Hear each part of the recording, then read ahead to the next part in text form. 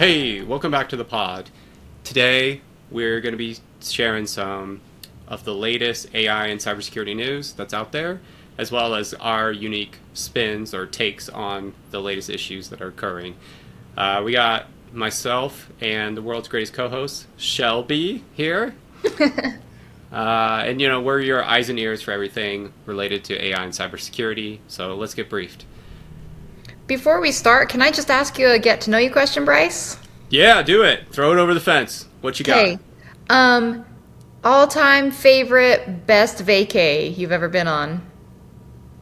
Best vacay. There's been a lot of good vacays. I'm not gonna lie. I think one of the best ones was going to Kauai. Is that the name of it? It's like the northern island in Hawaii. It's the Rooster Island because there's a bunch of like chickens and roosters there. Have you ever been, Shelby? I have. Yeah. Oh, you're like, that was my pick, Bryce. You just stole it. No, you're good. That's a fantastic pick. I got there.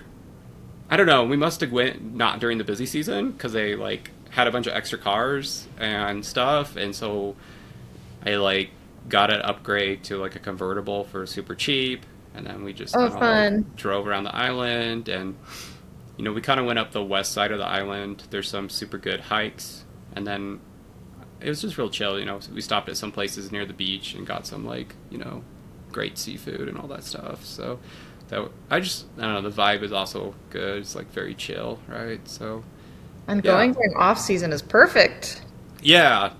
Sometimes it's a little risky, right? You might get adverse weather or whatnot, but I feel like people who end up living in Hawaii end up becoming like mini weather reporters, right? Where they're like, no, you got to check this other app to like see when the rain's coming or whatever. And I'm like, oh yeah, or when they check their app to see like where the swells are. They're like, yeah.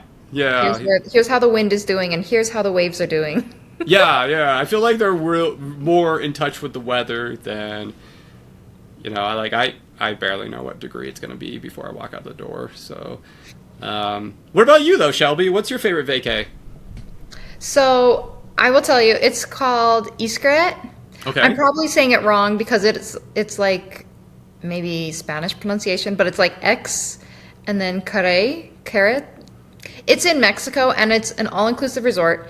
Not as bougie as some of the ones that are down there in like the Cancun area, but let me tell you what was so cool about this one. Okay. And I've got to say, I have sent so many people there. I had a good experience, and whenever people ask for advice, I tell them that.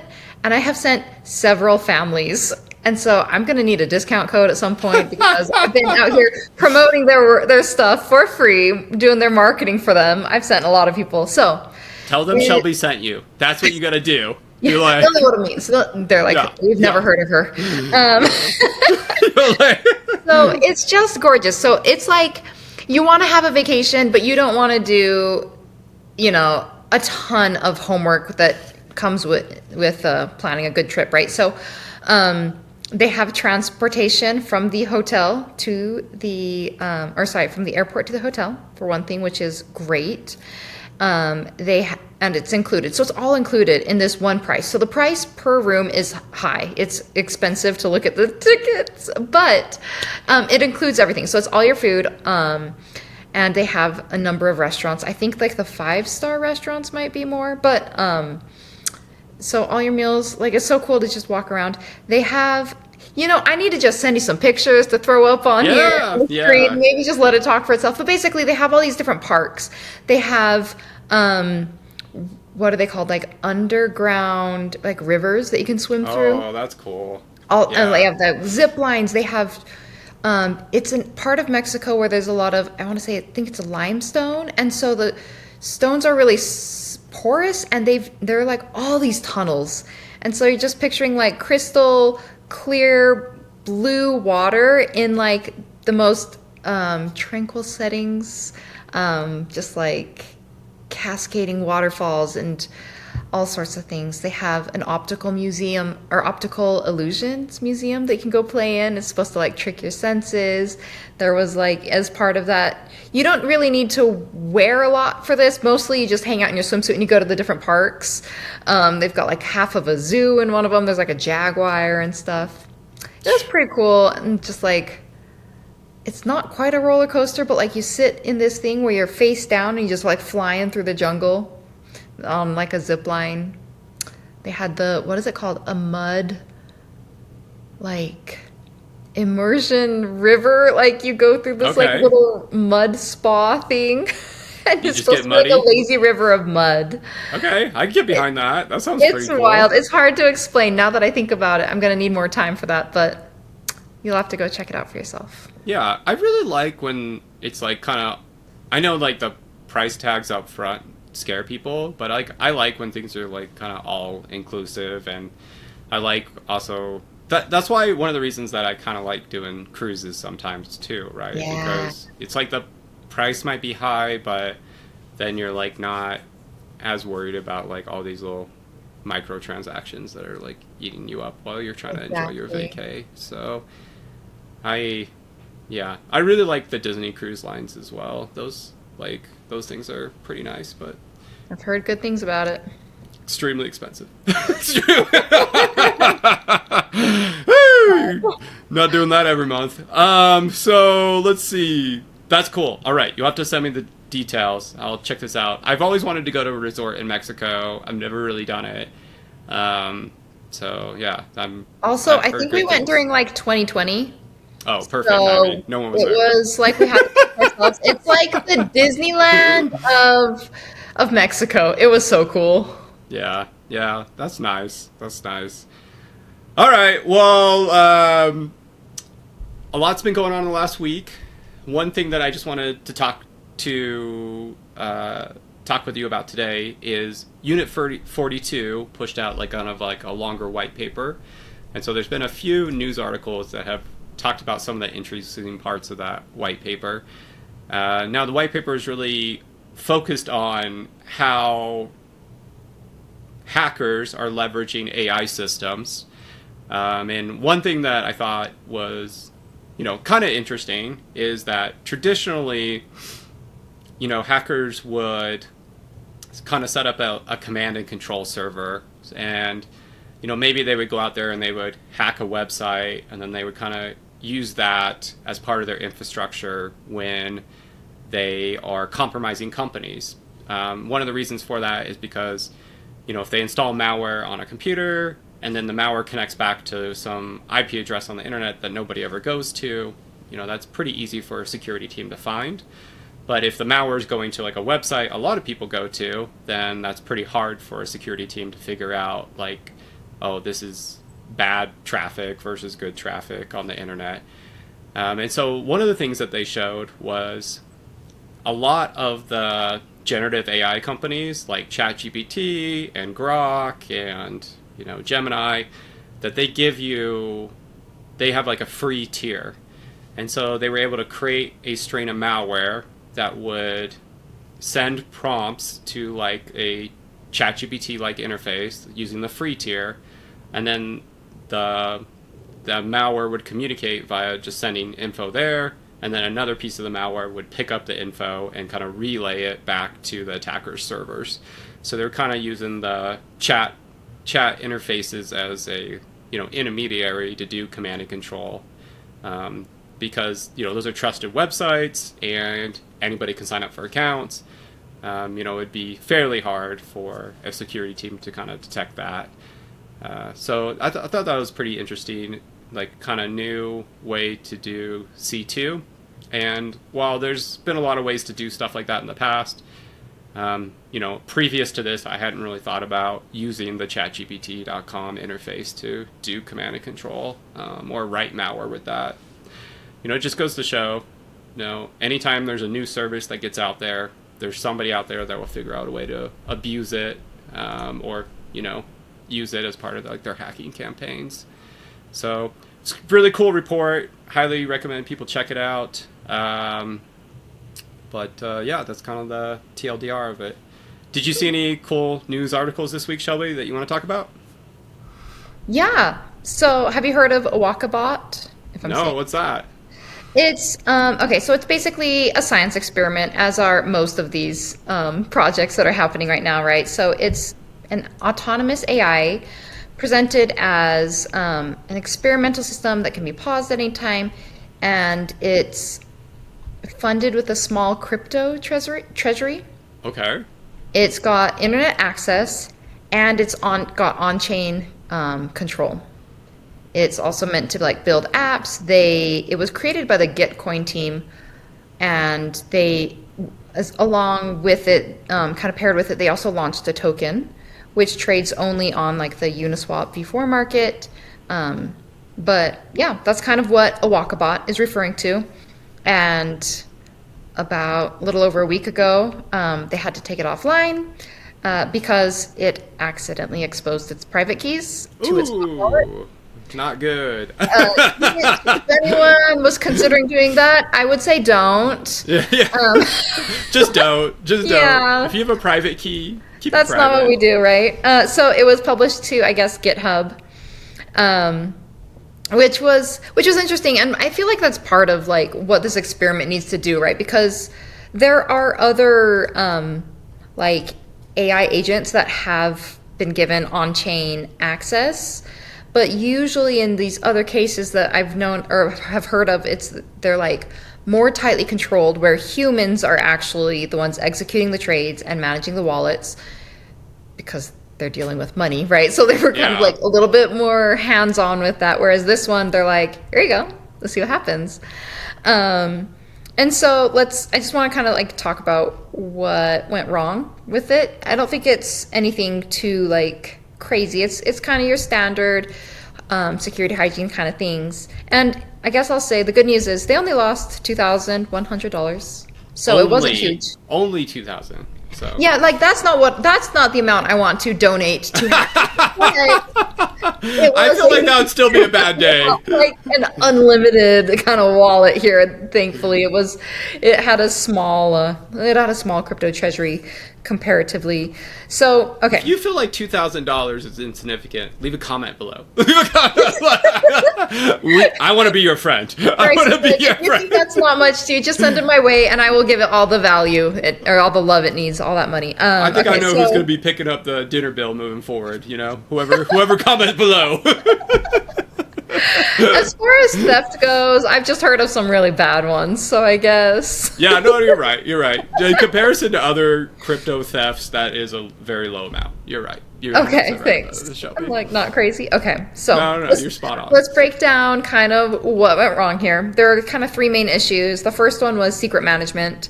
We've got creds in plain text going across JSON.env files and Git history. So like just put it in a vault, put it in an encrypted store, stop doing plain text. The other issue was that the key was distributed in a lot of places. They found it in 18 spots, which each have their own attack surface, which just means your crown jewels are kind of just lying around in too many spots, you know? Yeah. Don't duplicate that.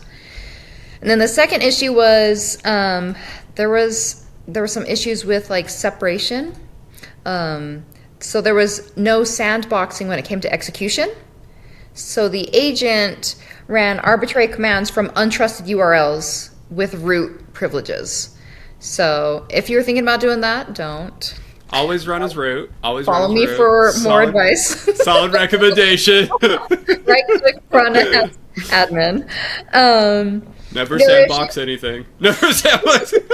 Sandboxes just slow you down. Exactly. You don't want any of those overhead. Just don't even bother locking your doors. It's fine. The other issue was that one compromised key had a lot of access. It gave access to the wallet, API approvals, and automated payouts.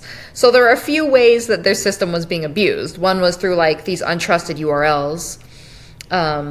And then another was so that was like social engineering with that remote code execution. They got an SSH backdoor through like a compromised third party, but really they should have been not trusting those inputs blindly. The second thing was like the bounty system that they had for, you find a bug, please submit it so that we can go address it and pay you out for it. I don't think there was any validation happening. You submit a bug and they would just pay out without validating it.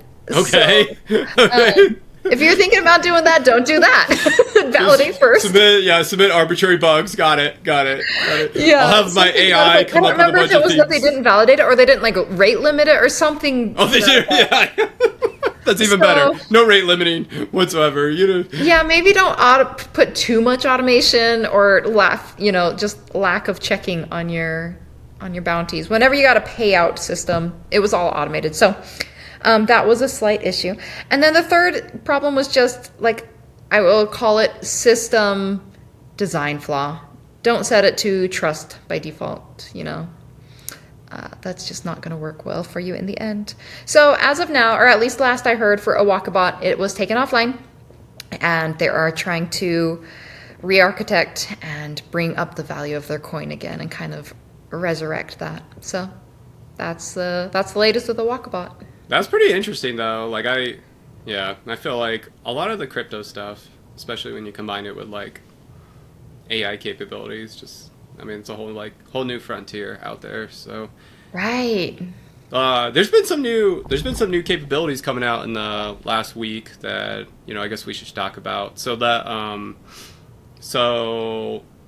Anthropic, they have the Claude models, and historically, but historically meaning like over the last month, a lot of people have been using Opus, which is kind of their bigger model, Opus 4.6 to be exact, to do a lot of coding tasks. Well, they have now released their Sonnet model, which is a faster version, and it's actually on some of the benchmarks actually beats the Opus model. So like specifically on computer use benchmarks, so which is Sonnet 4.6 ranks really high, which a lot of people are using these models these days to like automate desktop application controls. Like that's like the whole Cloudbot ecosystem, right? Where you're taking a Mac Mini and you're installing Cloudbot on it, and then Cloudbot is able to open applications, type things in the applications,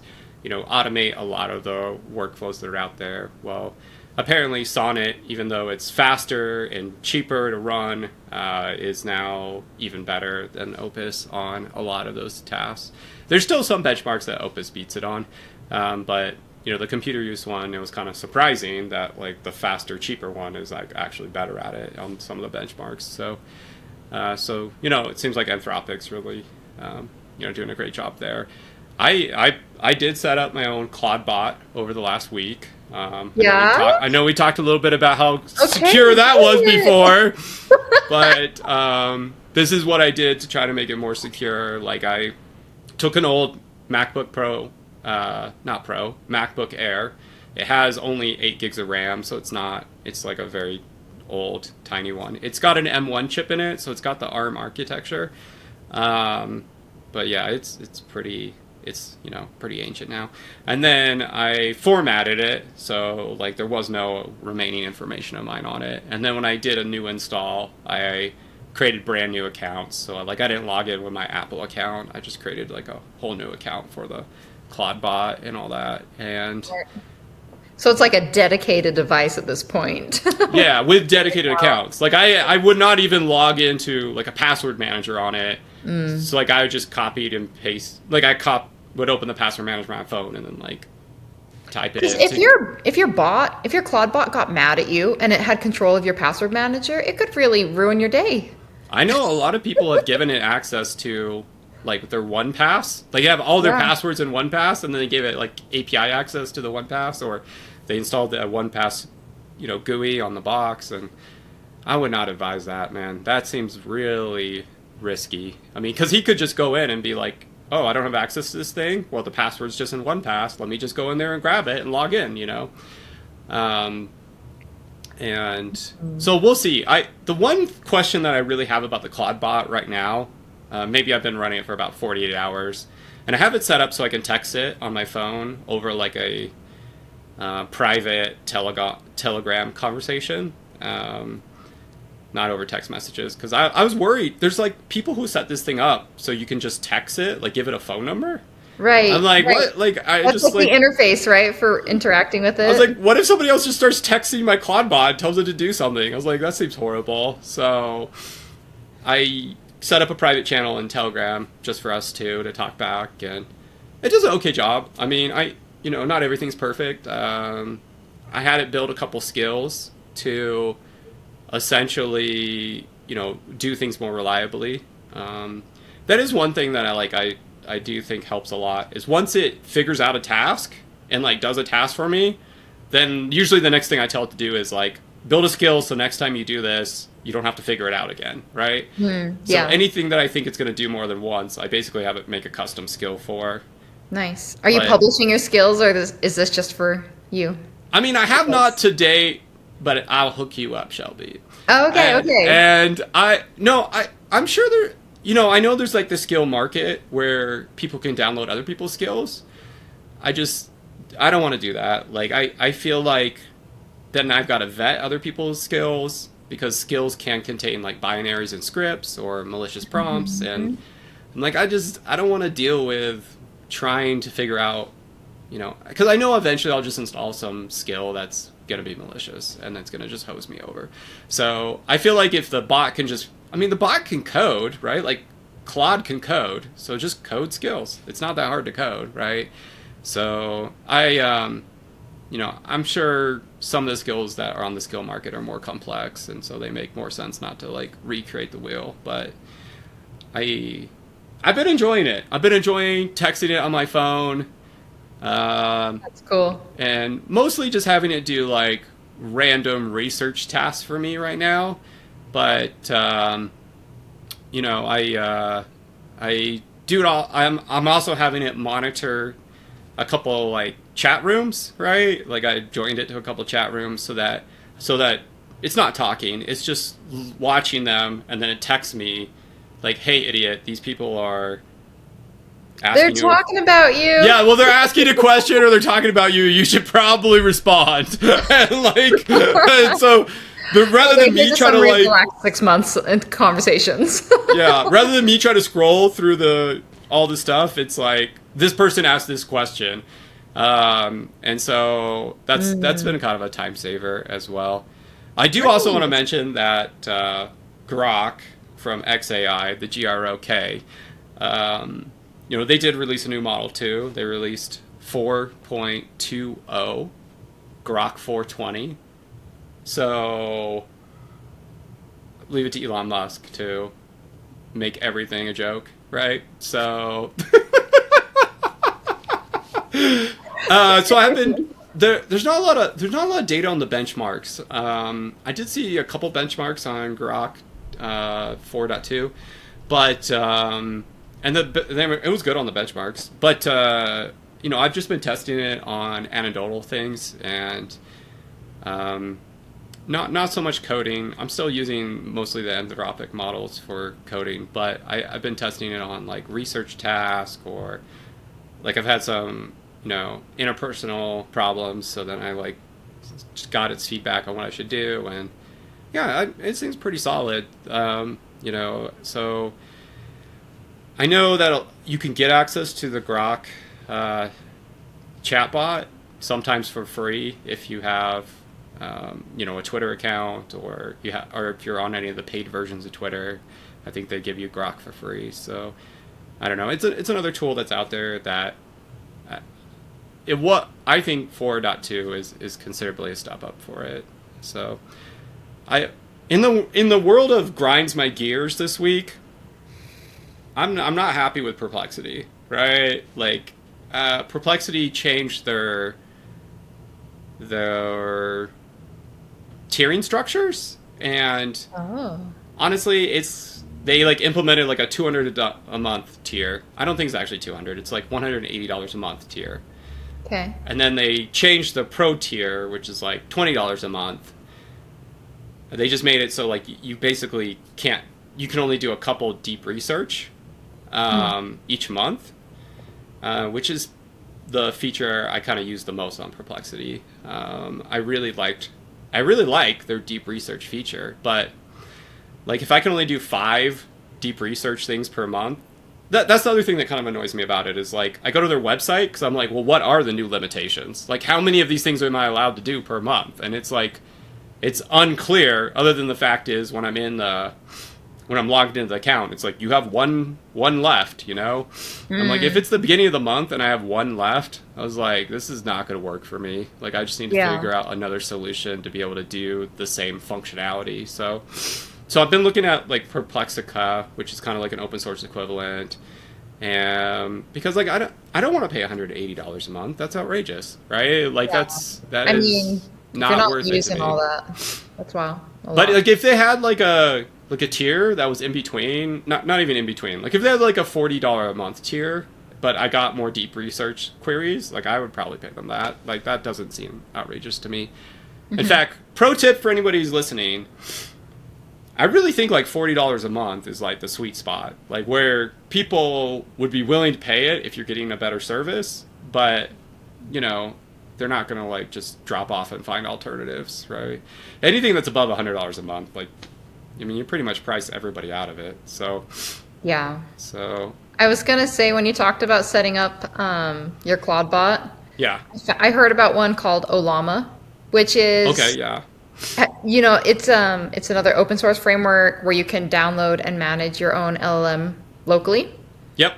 And last week I saw that some research was done. It's a joint investigation with Sentinel-1 and Sentinel Labs, Sentinel-1, Sentinel Labs, and Census, and they found 175,000 unsecured Olama hosts. Oh, so, I believe it. Those are everywhere, man. I mean, I've set up Olama servers. Yeah, like I pretty much install that on every laptop I own, right? So I gotta imagine there's just a ton of these on the internet at this point. So, wow, that's incredible, Shelby. I didn't really think about that, but yeah. Yeah. There's kind of like and you kind of, when you're using Olama, you kind of need to connect other things to it because it's kind of just like a daemon that runs in the background. So typically you'll do like Open Web UI with Olama. And if you were to set that up on like a AWS server, yeah, I mean, and you don't secure it, anybody will be able to get to it. That's not great. So what? Yeah. I do. Yeah, I'm not surprised that there's so many unsecured So if anyone ones. here is listening to it, go check your server, make sure it's still yours.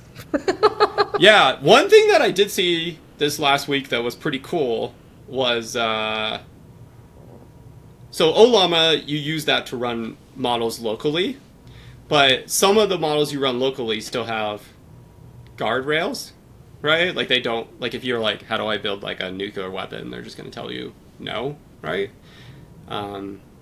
Someone released a project, it's under the name Heretic, and like if you got a couple GPUs, or you can spin some up in the cloud, you can give it the question that you want the model to answer that it's telling you no about, and it'll go through a process of figuring out which weights inside the model are causing it to tell you no, and then it will tweak those specific weight values. So it's essentially a way to get like open source models to be jailbroken, right? So Oh, cool. yeah, so I just thought, typically they said in the past that if you modify the weights, that they would kind of have unknown consequences or unintentional consequences, which would break the model and like make it kind of unusable. Mm-hmm. But I'm not quite sure what Heretic is doing under the hood, but it's figured out a way. Are the weights like per session? Like if you were to break the weights or like modify it, it wouldn't affect it for everyone. It would just for that user, perhaps? Or the weights are specific to the model that you're running. Essentially, like when you send text into the model, it goes through a tokenization process. Mm-hmm. And then the tokens are given values, right, as they relate to each other. And those are called vectors typically. So like basically there's like, if you have the word like ice, right, then you'd have like a value to the word cream or something else that's related to it. Okay, And so yeah. that you would know, like, hey, these things are usually related, these two concepts.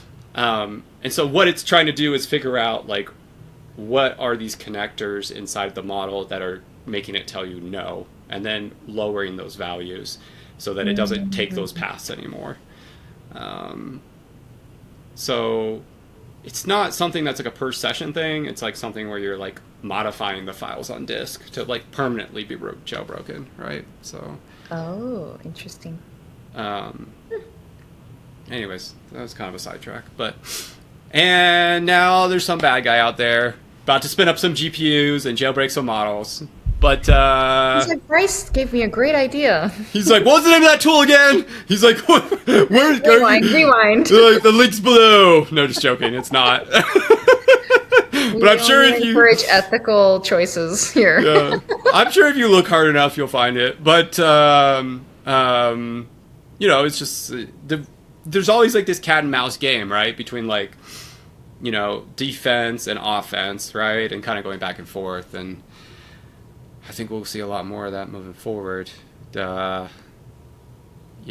All right. Sorry, I know I got a sidetracked once again. Shelby, is there anything else you wanted to share? I'm just enjoying the ride, on this journey. This journey of what happened in the worlds of Bryce's mind in the last 48 hours. You went all the way from Cloudbot to jailbreaking models. Apparently, I did feel like I got just a little glimpse into your mind and how the connections get made there. And you're like, and I did not want to be there. You're like, get me out. It's a web of ideas all connected. Yeah, I do have a story for you. Yeah, go for it. Hit me up. Yeah. Okay, so I only found out about this today, but in 2025, Yes. so just recently, MIT created a system called Alter Ego. Okay. And it's a wearable device. It goes on like your jaw and neck.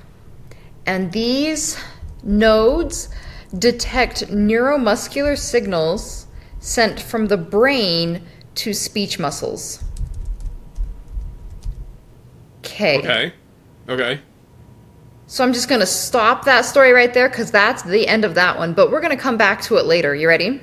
Wait. Okay. All right. You're gonna come back. Okay. All right. I was like just barely following to begin with, and now I'm really lost. But go. Yeah. We'll come full circle. Okay. Okay. So let's talk about Apple. Do you know that they just had a giant acquisition? They finally bought something? Yes, and okay.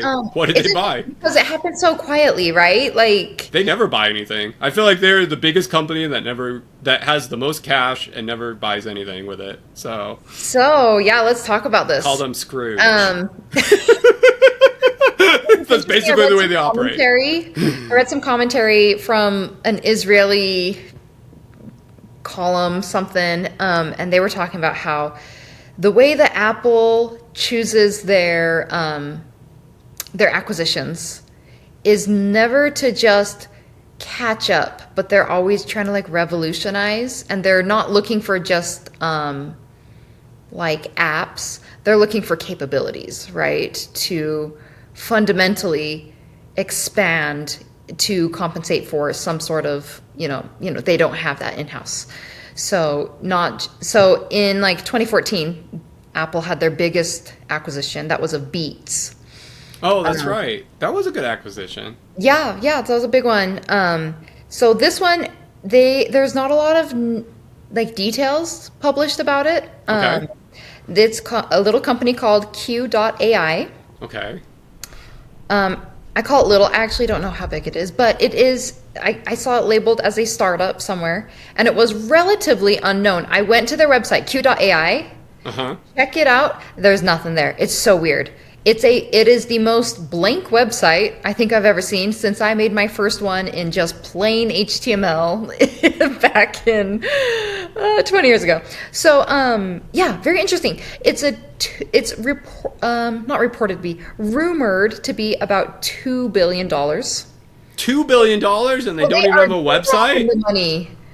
$2 billion, and they don't even have a website. To this startup company that is Israel based, that has previously not it gotten a lot of attention. It's not been very shiny, and yet here we go, $2 billion later. So Apple has not made any specific comments about how it's going to be used, this technology. However, borrowing a quote from Apple's, one of their senior VPs, he said, "A remarkable company is pioneering new and creative ways to use imaging and machine learning." So it doesn't really give us a lot to go off of, right? So we're going to talk about some speculation now at this point, because we've kind of exhausted what we know about it. And I really like it. So speculation number one, someone says AI-powered wearables. Yeah, that's an option. I feel like that would get heavy. Can you imagine your arm holding a whole processor on it? Anyway, I don't know. That seems like they would have to do some work to get it enough. I think the general concept, and this is just all rumor, is like the phone, like you're going to need to buy like a iPhone Pro, and then that's going to have the processing capabilities to run the wearables. Like that's the rumors that gotcha. That makes more sense. So you wouldn't need like a whole nother like CPU on you, right? The phone would be that, and I think that's where they're going with, because they have like the normal iPhones and then they have the Pro ones, and there's some differences, but like there's not like a ton. But if they like gatekeeped a bunch of AI stuff behind the Pro label, I mean, they could probably jack prices up and make even more money. So yeah, that's what I'm guessing they're gonna do. But go ahead. Sorry, here's the next speculation. Yeah, go. This is going based off of what patents has Q.AI been filing. Okay. Their patents indicate that their tech is being used in headphones or glasses using, quote, facial skin micromovements to communicate without talking. So I can do it with my eyebrows moving forward? That's what you're telling me? Yeah, so what we're looking at right now is using AI to evaluate and understand silent speech. What is silent speech? Thank you. That's a great question. I really don't know. I have no idea. I'm sorry, what? Okay, so we're going to start simple whispering. Maybe. Oh, okay. I don't know if my phone can fully understand what I'm saying if I'm whispering it to someone across the room or something like that, right? So whispering could be one. And then it starts to get a little stranger here. So now we're talking about involuntary micro movements. So let's talk, this is where I'm going to loop it back to MIT's invention. The nodes on the face as people were wearing them, it was evaluating neuromuscular signals. So communication from the brain to the talking muscles before you say something, they knew what was going on. Sounds like it can read your mind. That's what it sounds like to me, Shelby. Are you telling me they can read my mind now? I'm not telling you that. I'm not going to an Apple phone for a while. Because they used to be well known, like 10 years ago or whatever. They used to be like the biggest draw for me with the iPhones was that they're so dedicated to their user base in providing them privacy. True. I'm just going to end my sentence right there. And now they're looking, so the speculation is that Q.AI, that their breakthrough is that they've used opticals instead of having a wearable. So if your devices could tell by looking at your face the involuntary micro movements to understand like your internal dialogue before you say something, or if you mouth something, or if it gets, I don't know if it can get to this level or not, but if you think something, can they accurately detect the words that you are thinking, right? So, I guess. Yeah, go ahead. Yeah. Go on. I was going to say, do you think that's like even possible for one? Yeah, I think it's definitely possible. Okay. I guess I could see this making a lot more sense now that you're describing it, because it feels like it's going down the path that Apple's already been going down, but largely has only been implemented in the VR unit, right? Like in the VR unit, They really didn't want to have controllers. They wanted you to be able to control everything with like your eyes, right? Mm-hmm. And I don't know. Exactly. I don't know if it's just me, but like I am way too freaking twitchy for that VR unit. Like I cannot, like it's like look to the lower left corner, and I'm like, like I cannot get the mouse to go there no matter what I do. I'm like, it just will not go that far down. And like That's funny. so I mean, if they can get it, I've so never it's tried those. oh, I mean, it's great for 2 minutes, and then you're like tired of it being on your face. So it's just so here's my beef with it. It's just too heavy, right? Like if they built the exact same thing in plastic and then they also put a counterweight on the back, kind of more like the design. I don't know if you've seen, but Valve or Steam is releasing a VR unit, and they have a counterweight on the back that's like the batteries on the back and then the units on the front. Like Cool. if they had like a better balance, or they changed it from the metal to like a lighter plastic, I mean, I probably would have bought one. Just to be honest, I own virtually every VR unit that is on the market, right? Yeah. And I use them each for about 30 days, and then they collect dust. So I don't, I like the tech because it's fun and it's like new, but in good conscience, I cannot recommend like the Apple VR to anybody. It's just like for at least I've had my buddies come over and try it, and they are able to control the desktop a lot better than I can.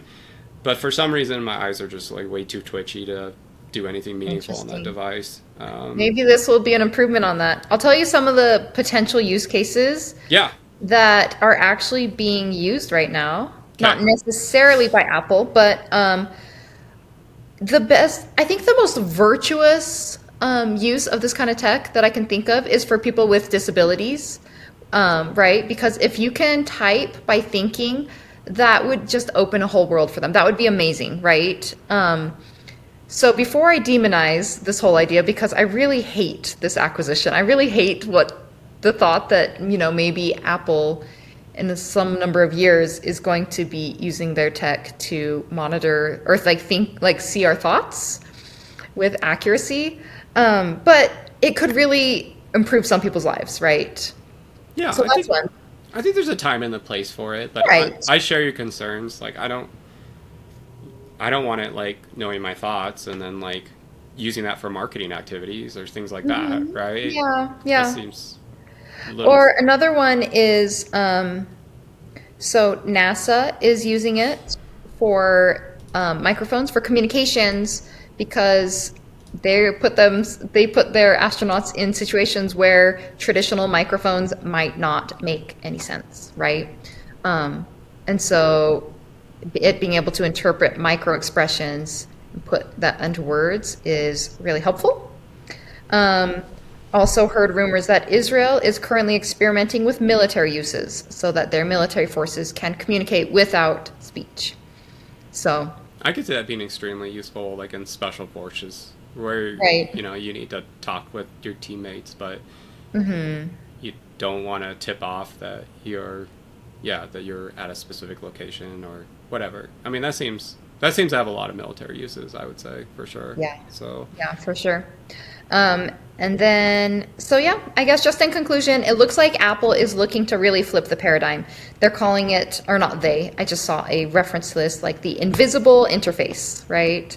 Really just changing the way that humans interact with our devices. And I hope it's for purposes that just kind of suit the humans and isn't just for monetizing off of our thoughts and marketing to us when our smartwatch says that our blood sugar is low. little column A, little column B. I think that's what it's going to end up being. Are you aware that they have an announcement event coming up on March 4th? Oh, so that'll be soon. Yeah, so it's unknown what they're gonna, talk about at that event, but some of the hardware products that they have now could probably use a refresh. I don't. So some speculation that might be part of the event. There's also speculations that they might start showing the wearable devices that they've been working on. Allegedly, allegedly they've been working on a set of glasses that is like a Meta glass competitor. Cool. So we'll see what they release at that event. Personally, and I guess we've already talked about this a little bit on the show. they're partnering with Apple. Not Apple is partnering with Google to leverage Gemini to release a smarter version of Siri.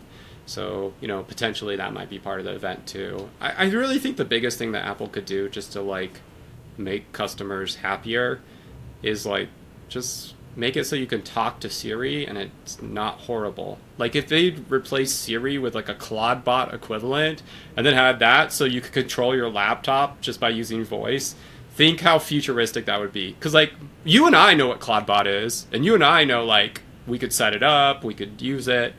But think about like, your parents. I mean, they might own AirPods, but they're never going to own like a Cloudbot. And they might own like a Mac laptop, but they're never going to own like they're never going to set up a Cloudbot thing. But, if they had something like that was built into the OS and Siri was actually useful, I think, they could turn around their AI story pretty rapidly. I feel like most people feel like Apple's not made the best calls when it comes to in the AI space. Like a lot of their attempts to do AI related things have been kind of like fails. So I gotta imagine some aspect of this event is going to be to address some of those, shortfalls, right? Yeah. But I don't know. We'll see. Maybe they'll just release a new Mac Mini or something and call it a day. Now I'm curious. We will see. Funny. Okay. Well, I think that's all the news we got for you today. I just want to take a moment before we go into the fun segment of the show, right? Where we talk about fun things, so stick around for that.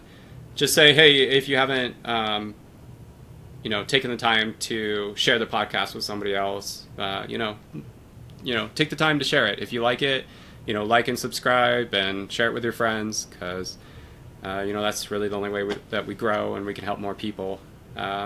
So with that being said, it's time to move into a new segment of the show that we're calling the tinfoil hat segment of the show. Tinfoil hat time. Shelby has a tinfoil hat. I failed. I was not able to make one in time. But I will have one for next week, a tinfoil hat, so we could do better in our tinfoil hat segment of the show. I want to talk about my favorite conspiracy theory. So there's a lot of great conspiracy theories out there, but I've been in multiple arguments about the moon landing and it being totally fake. And recently there was I don't know if you've ever listened to this, but there's like a Danny Jones podcast, which is just a podcast with like, it's pretty much just pure conspiracies, right? Where they actually had a debate on there between one of the astronauts that went to the moon, allegedly, and someone who's like kind of the leading expert on why the moon landing is fake. And I gotta say, honestly, after I ended up watching the whole podcast, that I definitely like the astronaut more than I like the conspiracy guy. No offense. But, the astronaut seems convinced that he went to the moon. Like, he didn't really seem like he was faking it. So, this is my latest theory. I'm just going to give you my latest conspiracy theory. That when the astronauts come back from the moon trips, that they get brainwashed so that they believe that they actually went to the moon. But the reality is, they didn't actually go to the moon. There you go, Shelby. So, that's my latest conspiracy theory. That's my latest theory about a conspiracy theory, is that the astronauts that came back from the moon truly believe that they went to the moon because as part of their debrief process, they got brainwashed into believing that they went to the moon. So, like, it's like a perfect cover story because they really think they went to the moon, but human memories are awful. I don't know if you've looked at any of the studies about human memories, but they are very unreliable to the point where some experts believe, like, expert witnesses in court really shouldn't be allowed. Like, that's how bad, like, studies on memory, like, some experts on human memory think it is. So, Whoa. So, anyways, it's an interesting podcast nonetheless if you want to hear people argue about the moon landing for 2 hours. So we'll put a link to that below if you want to check that out. I gotta a methodology to my madness, which is like I will get in a hot tub and I'll just lay there, and then I'll put on the Danny Jones podcast and listen to some great conspiracy theories, and that's a good way to unwind. It's a good way. I think most of it is kind of, not on the up and up, but there's some real crazies out there, but it's pretty entertaining. What about you, Shelby? What's your conspiracy theory for today? Well, I'm going crazy because I can't find the original quote, but I will have to summarize it for y'all. And if someone can find it, please enlighten us in the comments. But basically, have you heard of the Montauk Project? No, what's that? Basically, it's what the Netflix show Stranger Things is based off of. That's based on a real thing? Well, right. It was like this secret government, like, research project thing. It really involved like experiments on children involving psychic warfare, time travel, and interdimensional contact, and like psychic abilities and things like that. So but what was very strange, and it's even like locked down, like this was like old news, right? This was decades ago, but for whatever reason, like, I don't know, there's still a lot of fun theories flying around about it. And my favorite was that someone please tell us in the comments, but some guy said, who was like involved with the Montauk Project or had some sort of relationship to it, said that Stranger Things was more of a documentary than it was fiction. I could see that. That sounds honestly exciting, because that stuff was all like firmly in the arena of fiction in my mind. But to hear that quote makes me very curious. Like, what does he know? What does this guy know, huh? Yeah, I mean, probably a lot. I mean, I don't know. There's some weird stories out there of like remote viewing capabilities where... Do you know what remote viewing is? Like where you can see something that or like project yourself. Yeah. There's been some weird like edge cases where like, the government was funding remote viewing programs, and that the remote viewing programs were able to produce intelligence, and then they were actually able to like collaborate the intelligence with like people on the ground, which is like mind blowing in and of itself. Like, that like the odds of that working out just seem like so low that like it just feels like I'm like in like watching a magic show, and I'm like, how do you do it? How did this magician trick my eyes? That's what it feels like. yeah, and it's like, okay, it's one thing if it like they're able to guess something that's accurate once, It's another thing if they're like consistently doing this like several times, right? So I am convinced that we are all living inside a computer simulation, and that the code inside our computer simulation is not even good. It's like got bugs everywhere. It's got bugs. We might need to start a whole other podcast for this. Yeah. Okay. AI one.